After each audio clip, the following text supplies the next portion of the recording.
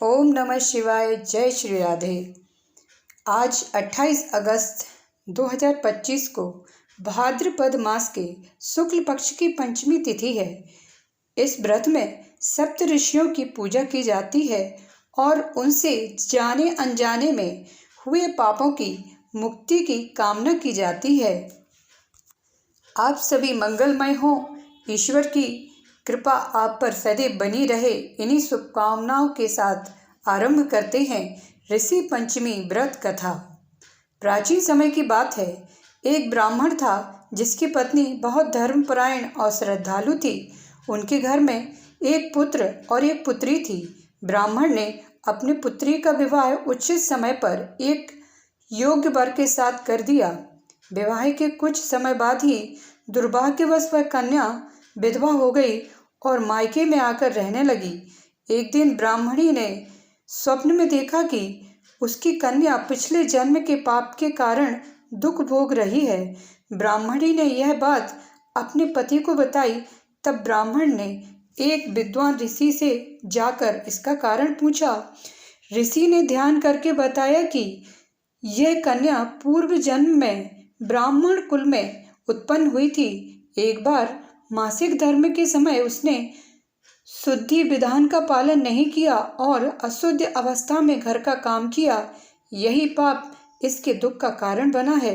स्त्रियों को मासिक धर्म के दिनों में विशेष सावधानी रखना चाहिए और शास्त्र में बताए नियमों का पालन करना चाहिए। इस दोष के प्रायश्चित के लिए ऋषि पंचमी व्रत करने का विधान है। माना जाता है कि महिलाओं को भाद्रपद शुक्ल पंचमी को पूरे विधि विधान से ऋषि पंचमी का व्रत करना चाहिए।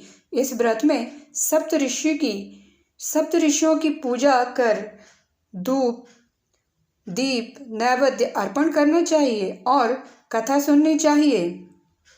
व्रत के प्रभाव से स्त्री अपने पापों से मुक्त होकर पुण्य फल प्राप्त करती है। ब्राह्मण दंपत्ति ने वही व्रत अपनी पुत्री से करवाया। इसके प्रभाव से वह पाप मुक्त हुई और अगले जन्म में उसे उत्तम सुख और सौभाग्य प्राप्त हुआ। आइए अब ऋषि पंचमी की दूसरी कथा सुनते हैं। सतयुग में विदर्भ नगरी में सेनजित नामक राजा हुए थे। वह ऋषियों के समान थे। उन्हीं के राज में एक कृषक सुमित्र था। उसकी पत्नी जयश्री अत्यंत पतिव्रता थी। एक समय वर्षा ऋतु में जब उसकी पत्नी खेती के कामों में लगी हुई थी तो वह राजश्वला हो गई। उसको राजश्वला होने का पता लग गया, फिर भी वह घर के कामों में लगी रही। कुछ समय बाद वह दोनों स्त्री पुरुष अपनी अपनी आयु भोग कर मृत्यु को प्राप्त हुए। जयश्री तो कुतिया बनी और सुमित्र को राजश्वला स्त्री के संपर्क में आने के कारण बैल की योनि मिली। क्योंकि ऋतु दोष के अतिरिक्त इन दोनों का कोई अपराध नहीं था, इसी कारण इन दोनों को अपने पूर्व जन्म का समस्त विवरण याद रहा। वे दोनों कुतिया और बैल के रूप में उसी नगर में अपने बेटे सुचित्र के यहाँ रहने लगे। धर्मात्मा सुचित्र अपने अतिथियों का पूर्ण सत्कार करता था। अपने पिता के श्राद्ध के दिन उसने अपने घर ब्राह्मणों को भोजन के लिए नाना प्रकार के भोजन बनवाए। जब स्त्री किसी काम के लिए रसोई से बाहर गई हुई थी तो एक सर्प ने रसोई की खीर के बर्तन में विष वमन कर दिया। कुतिया के रूप में सुचित्र की माँ कुछ दूर से सब देख रही थी। पुत्र की बहू के आने पर उसने पुत्र को ब्रह्म हत्या के पाप से बचाने के लिए उस बर्तन में मोह डाल दिया। सुचित्र की पत्नी चंद्रवती से कुतिया का यह कृत्य देखा न गया और उसने चूल्हे में से जलती लकड़ी निकालकर कुतिया को मारी। बेचारी कुतिया मार खाकर इधर उधर भागने लगी। चौके में जो जूठन आदि बची रहती थी वह सब सुचित्र की बहू उस कुतिया को डाल देती थी, लेकिन क्रोध के कारण उसने वह भी बाहर फेंकवा दी।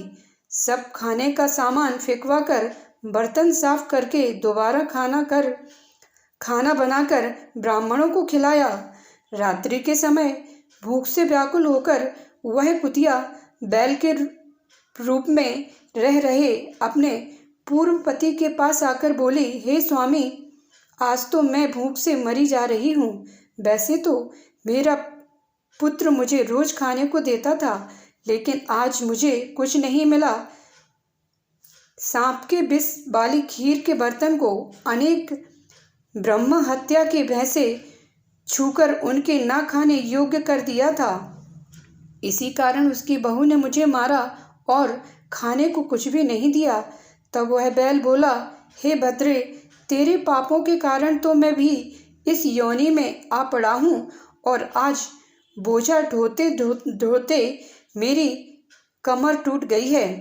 आज मैं भी खेत में दिन भर हल में जुता रहा हूँ। मेरे पुत्र ने आज मुझे भी भोजन नहीं दिया और मुझे मारा भी बहुत। मुझे इस प्रकार कष्ट देकर उसने इस श्राद्ध को निष्फल कर दिया है। अपने माता पिता की इन बातों को सुचित्र सुन रहा था। उसने उसी समय दोनों को भर पेट भोजन कराया और फिर उनके दुख से दुखी होकर वन की ओर चला। वन में जाकर ऋषियों से पूछा कि मेरे माता पिता किन कर्मों के कारण इन नीची योनियों को प्राप्त हुए हैं और अब किस प्रकार से इनको छुटकारा मिल सकता है। तब सर्वत ऋषि बोले, तुम इनकी मुक्ति के लिए पत्नी सहित ऋषि पंचमी का व्रत धारण करो तथा उसका फल अपने माता पिता को दो। भाद्रपद महीने की शुक्ल पंचमी को मुख श्राद्ध करके मध्याह्न में नदी के पवित्र जल में स्नान करना और नए रेशमी कपड़े पहनकर अरुंधति सहित सप्त ऋषियों का पूजन करना। इतना सुनकर सुचित्र अपने घर लौट आया और अपनी पत्नी सहित विधि विधान से पूजन व्रत किया। उसके पुण्य से माता पिता दोनों पशु योनियों से छूट गए। इसीलिए जो महिला श्रद्धा पूर्वक ऋषि पंचमी का व्रत करती है वह समस्त सांसारिक सुखों को भोगकर बैकुंठ को जाती है। ऋषि पंचमी में माता अरुंधति का भी विशिष्ट महत्व होता है और उनकी पूजा अर्चना की जाती है। अरुंधति महर्षि वशिष्ठ की पत्नी थी और भारतीय पौराणिक कथाओं में पवित्रता, सतीत्व और आदर्श वैवाहिक जीवन का प्रतीक मानी जाती हैं। वह ब्रह्मा की बेटी संध्या के रूप में पुनर्जीवित हुई थी, जिन्होंने भगवान शिव की कठोर तपस्या की थी। उन्हें अपने ज्ञान और पवित्रता के कारण सप्त ऋषियों के बराबर माना जाता है और उनके नाम पर आकाश गंगा में एक तारा समूह वशिष्ठ अरुंधति के नाम से मौजूद है। अरुंधति पिछले जन्म में ब्रह्मा की पुत्री अरुंधति संध्या थी, जिन्होंने भगवान शिव को घोर तपस्या करके शिवजी की कृपा प्राप्त की थी। शिवजी की कृपा से उनका जन्म ऋषि करदम और उनकी पत्नी देवहूति की बेटी के रूप में हुआ था। अरुंधति का विवाह महर्षि वशिष्ठ से हुआ। वशिष्ठ जी श्री राम के गुरु थे और सप्त ऋषियों में से एक थे। अरुंधति एक महान पतिव्रता थी और उन्हें सतीत्व का प्रतीक माना जाता है। उन्हें अपने ऊंचे ज्ञान, धर्मनिष्ठता और पवित्रता के कारण बहुत सम्मान मिलता था। एक बार भयंकर अकाल पड़ने पर जब आश्रम में खाने को कुछ नहीं था तो अरुंधति ने भूखे रहकर भगवान शिव की तपस्या की। शिवजी ने एक वृद्ध ब्राह्मण का वेश धारण करके परीक्षा ली, लेकिन अरुंधति ने 12 वर्षों तक उन्हें धर्म और ज्ञान की शिक्षा दी। आइए अब हम सब मिलकर ऋषि पंचमी की आरती करते हैं। श्री हरि हर गुरु गणपति सबों धरि धर ध्यान, मुनि मंडल श्रृंगार युक्त श्री गौतम त्राता। श्री हर गुरु गणपति सबों धरि ध्यान, मुनि मंडल श्रृंगार युक्त श्री गौतम करो बखान। ओम जय गौतम त्राता स्वामी जी गौतम त्राता ऋषिवर पूज्य हमारे मुझे मंगल दाता। श्री हरि गुरु गणपति सबों धरि ध्यान। ऋषिवर पूज्य हमारे मुदि मंगल दाता। द्विज कुल कमल दिवाकर परम न्याय करी। श्री हरि हर गुरु गणपति सबों धरि ध्यान।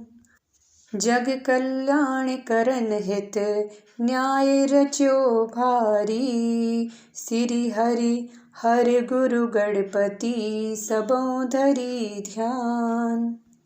पिपलादि सूत शिष्य आपके सब आदर्श भये। वेद शास्त्र दर्शन में पूर्ण कुशल हुए। ओम श्री हरि हर गुरु गणपति सबों धरि ध्यान।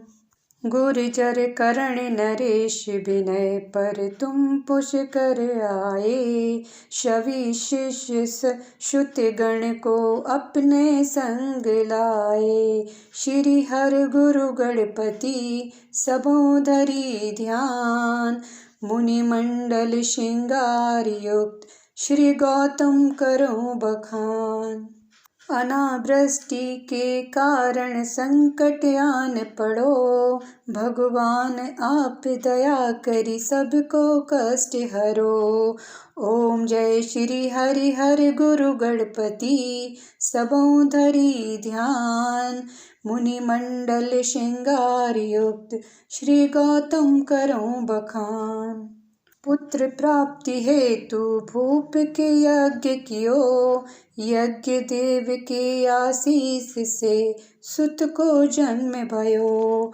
ओम जय श्री हरि हर गुरु गणपति सबों धरि ध्यान।